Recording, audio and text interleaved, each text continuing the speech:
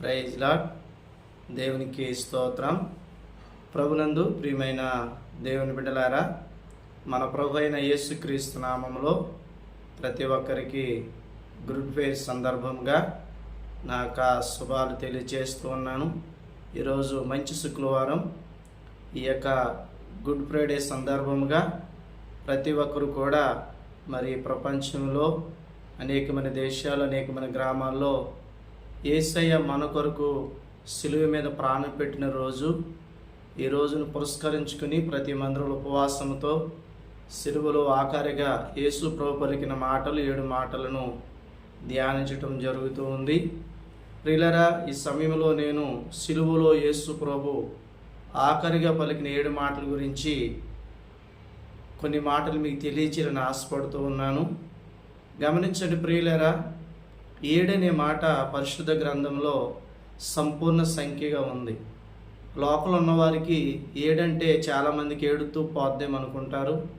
కొంతమంది కొలిసినప్పుడు కూడా 6లో 1 తర్వాత 8 అని కొలుతూ ఉంటారు. కానీ 7 అనే సంఖ్య అది సంపూర్ణమైన సంఖ్యగా చూస్తూ ఉన్నాం.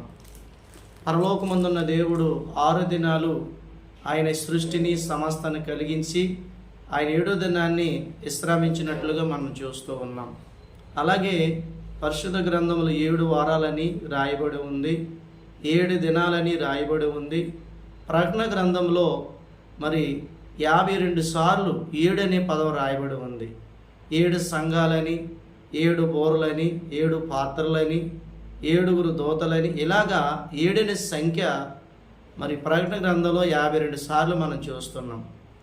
గమనించిన ప్రియులారా, 7 అనే సంఖ్య అది సంపూర్ణమైన సంఖ్య. కనుక మనిషి బ్రతుకున్నంత కాలము కంటే ఆఖరిగా చనిపోయి ముందు ఏదైనా మాట్లాడారమ్మా, ఏమన్నా చెప్పారమ్మా అని అడుగుతూ ఉంటారు. అంటే చివరిగా పలికిన మాటలకు చాలా విలువ ఉంటుంది. యేసు ప్రభు బతినంత కాలంలో చాలా విషయాలు పరలోక రాజ్యాన్ని గురించి, మారు మనసు రక్షణ గురించి ఎన్నో ఆయన బోధించాడు, మాట్లాడాడు. కానీ చివరిగా యేసు ప్రభు పలికిన 7 మాటలో చాలా గొప్ప సందేశం ఉందండి.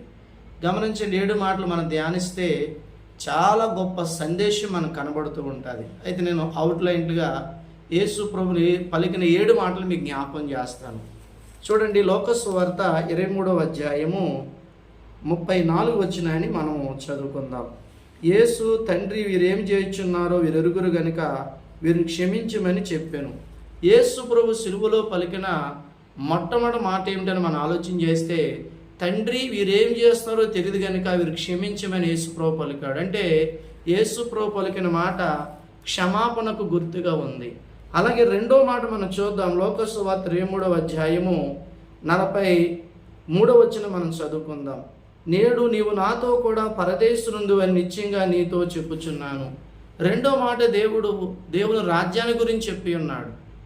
గమనించండి ప్రియులారా, ఇలాగా 3వ మాట మనం కూడా చూసినట్లయితే లోకసు వార్తలో 19వ అధ్యాయము 26వ వచనాన్ని మనం చదువుకుందాం. యేసు తన తల్లియు తాను ప్రేమించిన శిష్యుడు దగ్గర నిలిచినట్టు చూసి, అమ్మా ఇదిగో నీ కుమారుడని తన తల్లితో చెప్పాను. యేసు ప్రభు 3వ మాటలో మనం చూసినట్లయితే అమ్మా ఇదిగో నీ కుమారుడని ప్రభు తెలియజేసినట్లుగా 3వ మాటలు మనం చూస్తున్నాం. 3వ మాట మనకి ఏం బోధిస్తుందంటే, మరి యవన బిడ్డలైన వారు, పిల్లలైన వారు తల్లిదండ్రులు సన్మానించాలి, తల్లిదండ్రులు ప్రేమించాలని 3వ మాట యేసుక్రీస్తు సిలువలో ఆయన పలికి ఉన్నారు.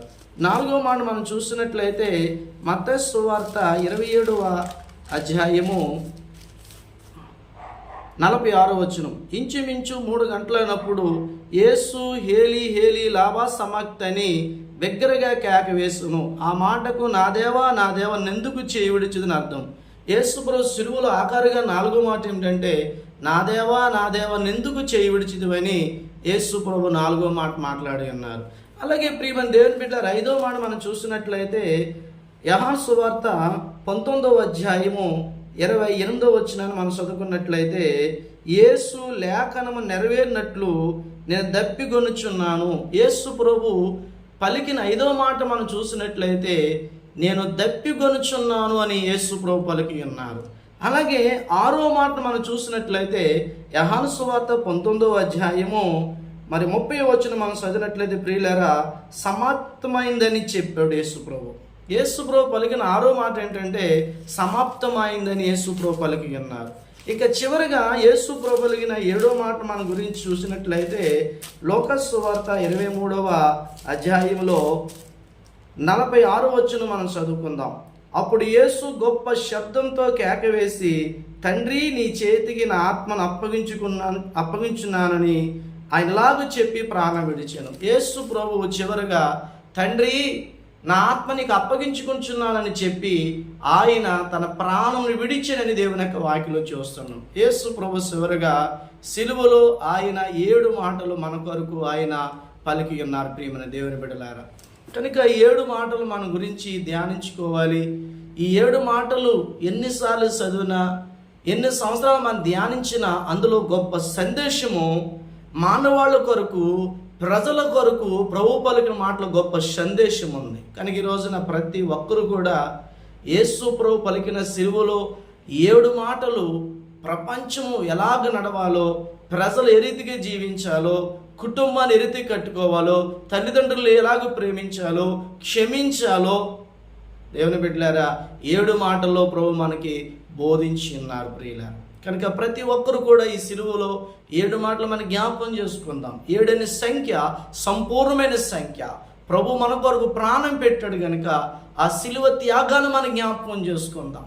ఆయన ఎంతగా ప్రార్థించాడు అంటే ఆయన ప్రార్థించినప్పుడు చెమట రక్తంగా మారిపోయింది. ఆఖరి రక్తబొట్టు వరకు ఆయన మన కొరకు దారపోసి ఆయన ప్రాణాన్ని మన కొరకు అర్పించాడు. కనుక ప్రియులారా, మనము పొందవలసిన ఆ శిక్షణ, మనం పోయవలసిన భారాన్ని ప్రభువే, మన పాప భారాన్ని ఆయన క్షమించాడు, ఆయనే మోసాడు. కనుక ఆ సిలువ త్యాగాన్ని మనం జ్ఞాపకం చేసుకుందాం. అట్టి కృప దేవుడు మనందరికి అనుగ్రహించి నడిపించి దీవించును గాక. ఆమేన్. చిన్న ప్రార్థన చేసుకుందాం. పరిశుద్ధుడా, ప్రేమ కలిగిన తండ్రి, నైనా సిలువలో ఆఖరిగా 7 మాటలు మా కొరకు పలికిన్నావు తండ్రి. ఈ యొక్క మంచి శుక్రవారం ప్రతి ఒక్కరు కూడా నీ సిలువ ధ్యానాన్ని జ్ఞాపకం చేసుకుని, నీవు మా కొరకు మరణించిన దినాన్ని జ్ఞాపకం చేసుకుని ప్రభు ఆ సిలువలో పలికిన 7 మాటలు ధ్యానించుకుని కృప దయచేయండి. ఇచ్చిన వాక్య నీరికటి పరంపచేయమని యేసు పరిశుద్ధ నామములో అడుగుచున్నాము తండ్రి. ఆమేన్. పరమ తండ్రి దేవుని ప్రేమ, కుమారుని క్రీస్తు కృప, పరిశుద్ధాత్మను సహవాసం ఆయన ప్రేమించి బిడ్డలెల్లరూ ఆయన కృపతోడే నడిపించి దీవించి ఆశీర్వదించును గాక. ఆమేన్. Praise Lord. దేవునికి స్తోత్రం. ప్రైజ్.